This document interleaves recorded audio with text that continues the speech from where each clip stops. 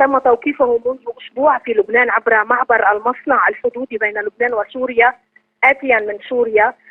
هو خضع لتحقيقات من قبل النيابة العامة التنفيذية، ويوم أمس تحديدا أصدرت قرارا النيابة العامة التنفيذية بالإبقاء عليه موقوفا.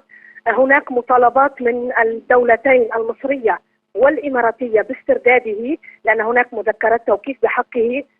طيارة إيراني تتفتش في مطار بيروت، دي ناس كانت بتخش تضرب الباب برجلها وتعمل اللي هي عايزاه.